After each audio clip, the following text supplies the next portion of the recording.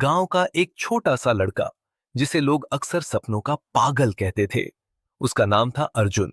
बचपन से ही उसे बड़ा आदमी बनने का सपना था। लोग उसका मजाक उड़ाते, लेकिन अर्जुन की आंखों में अपने लक्ष्य के लिए एक अलग चमक थी। अर्जुन का परिवार साधारण था।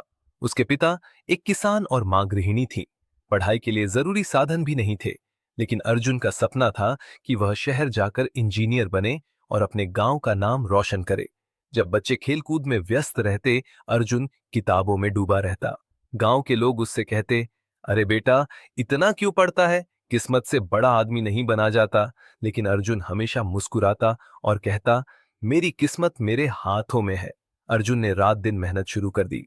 उसके पास पढ़ने के लिए न तो अच्छी किताबें थीं और न ही कोई कोचिंग का सहारा। उसने गांव के एक पुराने शिक्षक से मदद मांगी।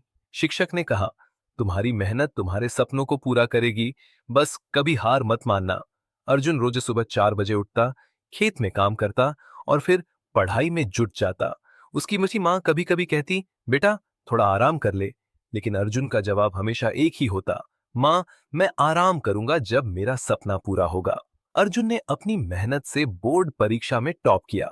गांव वालों को अब यकीन हो गया कि यह लड़का कुछ अलग करेगा।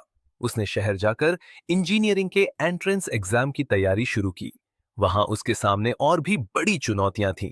पैसों की कमी, बड़े शहर का दबाव और पढ़ाई का तनाव। लेकिन अर्जुन के पास एक ही मंत्र था, सपना बड़ा है तो मेहनत भी बड़ी होगी। अर्जुन ने अपनी लगन और मेहनत से भारत के सबसे बड़े इंजीनियरिंग कॉलेज में दाखिला लिया। उसने अपनी स्कॉलरशिप से पढ़ाई की और अपने पहले ही साल में बड़े बड़े प्रोजेक्ट्स पर काम शुरू कर दिया। ग्रेजुएशन के बाद अर्जुन को एक मल्टीनेशनल कंपनी में नौकरी मिली। वह अपने गांव लौटकर अपने माता पिता के चरणों में बैठा और कहा, मां, मैंने कहा था ना, मैं तुम्हें गर्व महसूस कराऊंगा। गांव के लोग जो कभी उसका मजाक उड़ाते थे, अब उसकी तारीफ कर रहे थे।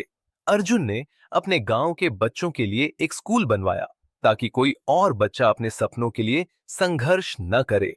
अर्जुन की कहानी हमें सिखाती है कि अगर हम अपने लक्ष्य पर पूरी निष्ठा और मेहनत से काम करें, तो कोई भी बाधा हमें रोक नहीं सकती।